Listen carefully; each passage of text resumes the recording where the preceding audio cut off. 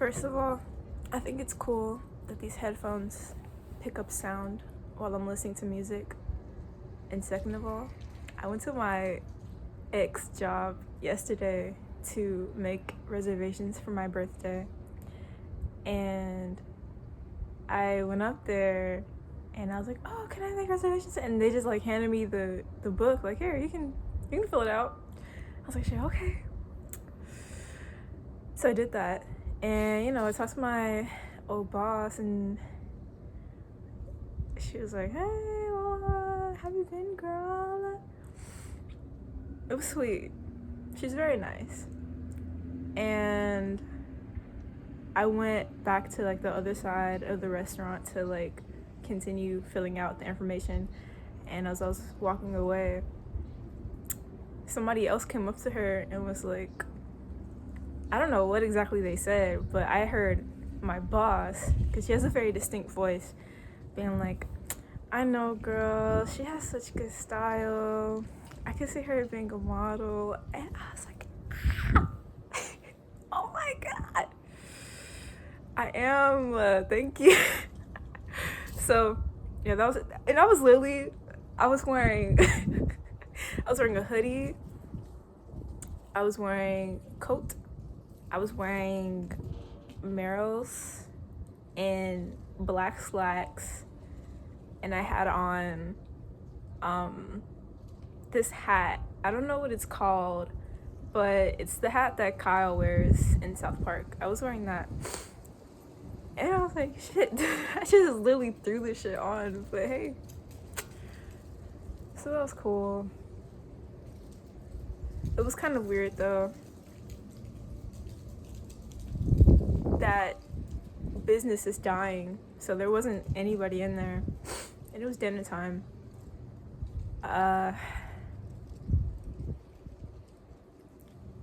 And I was a little concerned about that. Like, I knew that going in, but it's like, on one hand, it'll be like, quiet, and I'll have the place to myself. So it'll be like I like rented out the whole restaurant for my birthday, basically. But on the other hand, I like a lot of energy. I like a lot of movement in the background. I like paying attention to things, just people watching. I like to know that a place is active, and that's how I really like enjoy myself. When I'm out is when I'm in a high energy area, like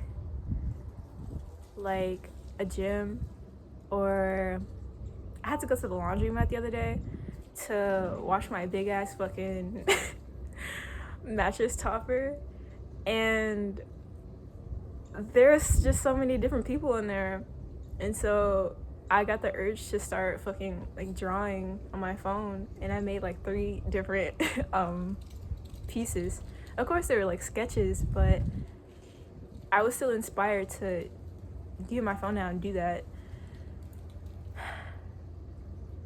Places where a lot of different people come together just invigorate me. In a technical sense or classification, in the human design system, my environment is wet kitchens.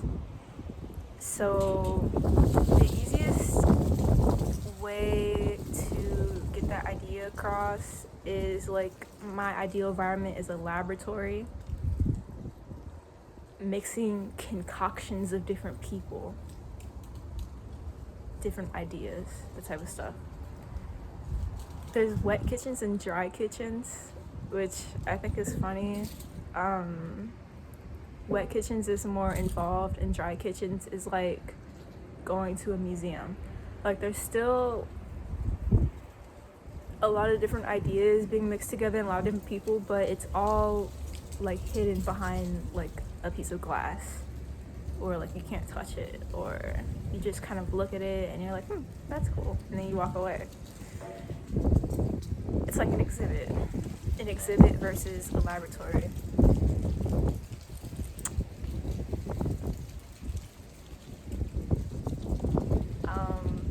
Let me know if I should explain the other environments. I probably will, just anyways. But yeah, so I thought, like, why would I celebrate my birthday in a place that is not like that? But I also thought about how whenever I do celebrate my birthday, it'll be on a Friday instead of a weekday, and it'll be around Christmas time. So I know it is gonna be like more busy. So I'm also a projector, and I have splenic authority, and I also have an open Ajna center and an open head center. So like, it really was just my first instinct to go up there and make the reservation, and it's the easiest thing to do, and I'm not gonna give it too much thought. Well, I already am, but I mean, I'm not gonna make a decision based on these thoughts. I just like to process these things.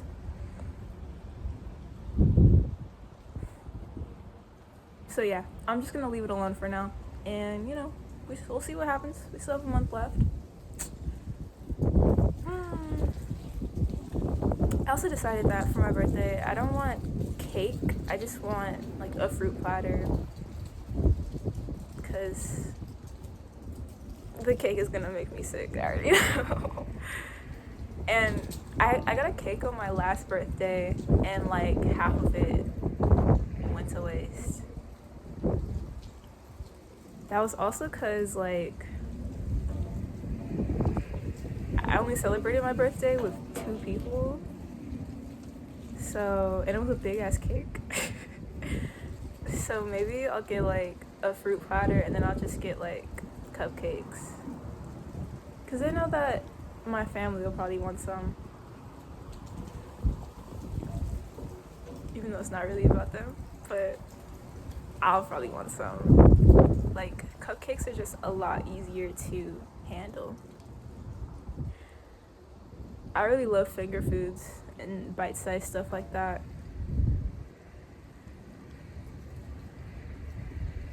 The cake is overwhelming.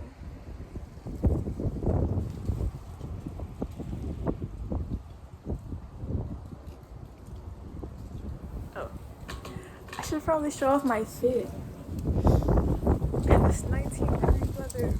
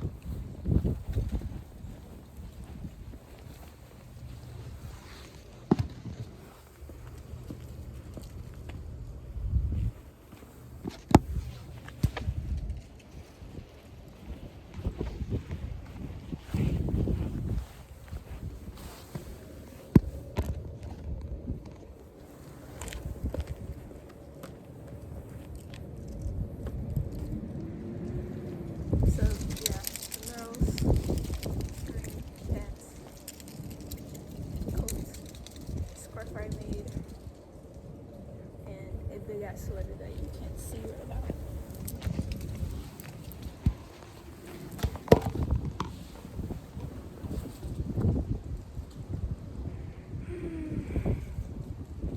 Yesterday I listened to this podcast while I was at the gym, and it's a podcast by the APA, and it was about, well, the guest was this woman who was researching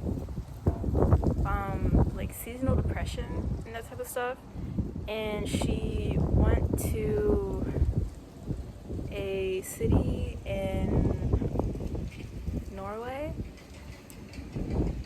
and that is a place, it's one of the places in the world where they get like 3 months of like only sun and 3 months of no sun because they're so far north. And so she went there to do research on how people are affected by the winter months versus the summer months. And she was basically like, when people get depressed by like winter and all that stuff, she was like, it's all in your fucking head, bro. She was like, you're making that shit up, you're making it harder than what it really is. It's all in your head. All you have to do is stop fucking complaining. Like, instead of being like, oh, it's so like dreary outside and it's so cold and I have to bear it. Don't think you have to bear it. Just kind of sit in it for a while and realize it's not as bad as you think. And I'm writing this paper for my English class about how struggle is essential to personal growth. And I think I could use something from that podcast. I don't know exactly how I'm going to tie it in together, but I did love it. And it's something that I've been teaching myself for a while, is when you are in these situations that you think are less than like comforting or less than desirable, there's always something beautiful in those situations. You just have to make space in your body to let those beautiful things inside of you.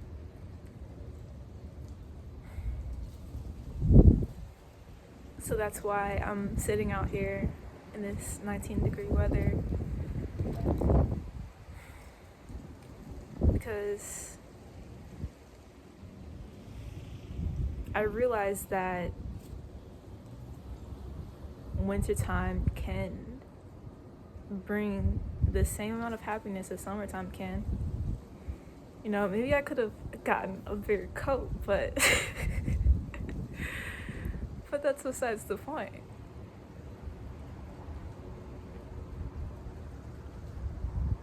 Yeah, she also said, the guest of that podcast also said that they have a saying in Norway that there's no bad weather, there's only bad clothes. And that's so true. And she was also like, just how the trees change and like the amount of sun changes during the winter, like we have to accept those changes and make them a part of our lives rather than trying to carry on the same way we lived in the summertime. Like, the amount of daylight hours really goes from like 12 to 6 in the winter, so clearly we're not gonna have like the same schedule or the same space to do the same things. We're not gonna be able to go swim outside in the pool, or like we literally have to change our habits and adapt to our situation. And that made me think of how when people are in those situations that are challenging, there is really something to be excited about and proud about when we use our creativity to adapt to those changes. Because trees and things without a consciousness or just things that are non-human, they do that shit automatically. They know when to drop their leaves, they know when to like grow flower buds. But we make a choice to adapt. We make choices in how to adapt. And I think that is beautiful and spectacular and amazing.